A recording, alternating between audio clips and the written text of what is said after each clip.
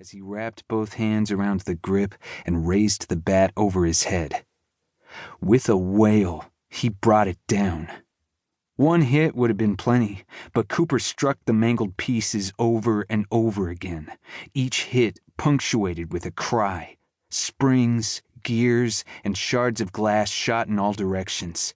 He felt a small cut across his ankle from a flying bit of metal, but he didn't stop even when nothing remained at the spot he continued to pound. The clang of aluminum on cement rang across the neighborhood like a church bell. Only when the jarring in his hands and shoulders screamed for him to stop did he let the bat clatter to the ground. Then, quite unexpectedly, Cooper crumpled down beside it. In an instant, his proud fury turned to humiliation as he was powerless to stop the pathetic display of tears that overcame him. And with them came the same question he'd been asking for 3 years. Why, Dad? How could the same person who used to chase him and his sister around the house to blow raspberries on their stomachs shed his whole family like he was a hermit crab ditching an old shell? How could he slip into a new life just as easily, with a new wife and a new kid, as if Cooper, Jess, and their mom were just some bad dream he had?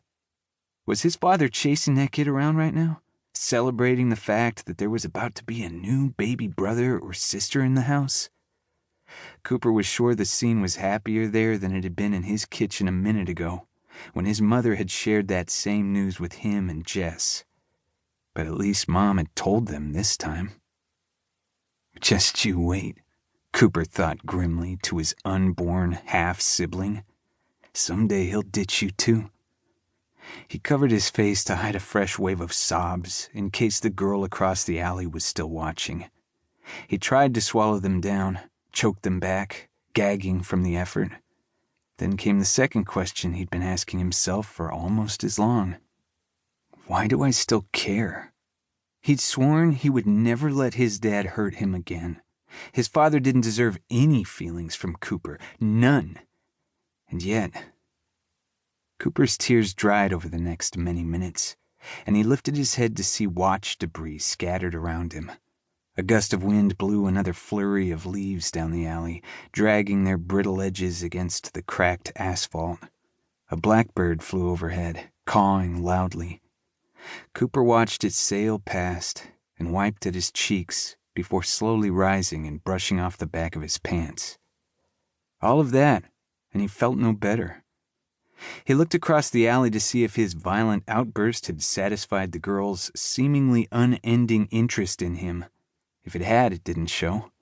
She just continued to swing, lightly and calmly, her eyes never unlocking from him as the rope creaked against the bark of the large bough.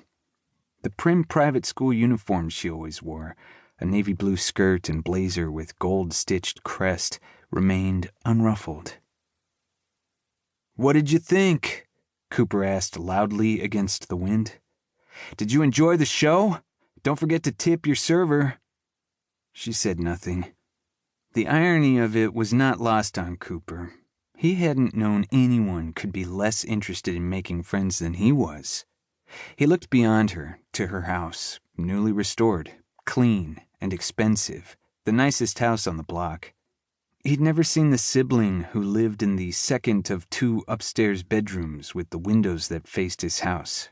Cooper assumed it was his sister, who was much messier than this girl. He'd never seen the girl's parents either, who he assumed left early for work and came home late from their clearly well-paying jobs. They had transformed the previously abandoned house into a gorgeous home in a flash, it seemed, like on one of those reality TV shows. Cooper, Jess, and their mother had gone on a summer trip to their grandparents, and when they had returned, the makeover was complete.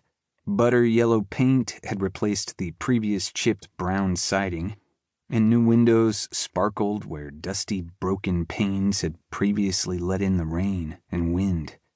The yard was flush with thick grass and potted plants instead of the previous dirt and trash, and down the path from the rebuilt wraparound porch was, no joke, an actual white picket fence.